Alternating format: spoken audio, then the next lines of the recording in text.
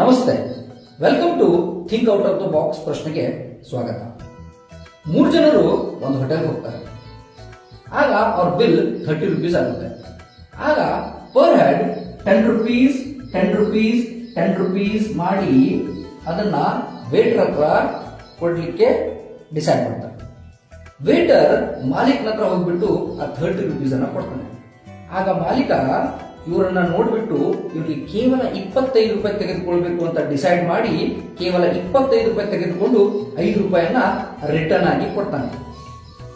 ಅವಾಗ ವೇಟರ್ ಹೇಳ್ತಾನೆ ಈ 5 ರೂಪಾಯಿನ ಅವ್ರಿಗೆ ಕೊಡು ಅಂತ.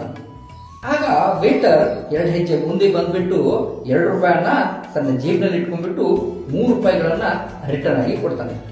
ಅವಾಗ ಇವ್ರಿಗೆ 3 ರೂಪಾಯಿ ಸಿಕ್ಕಿರುತ್ತೆ ಅಲ್ಲ, ಅವರು 1 ರೂಪಾಯಿಗಳನ್ನ ಮರಳಿ ಪಡಿತಾರೆ. ಹಾಗಾದ್ರೆ ಪರ್ ಹೆಡ್ ಎಷ್ಟು ರೂಪಾಯಿಗಳನ್ನು ಹಾಕಿದಂಗಾಯ್ತು? ಎಸ್, ಅದುವೇ 9 rupees.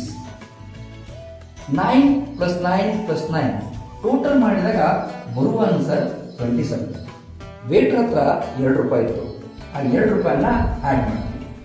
ಸೊ ಟೋಟಲ್ ಆಗಿ ಸಿಗುವುದು ಆನ್ಸರ್ 29. ಹಾಗಾದ್ರೆ 1 ರೂಪಾಯಿ ಎಲ್ಲೋಯ್ತು? ನಿಮ್ಗೇನಾದ್ರೂ ಆನ್ಸರ್ ಗೊತ್ತಿದ್ರೆ ಕಮೆಂಟ್ ಮಾಡಿ.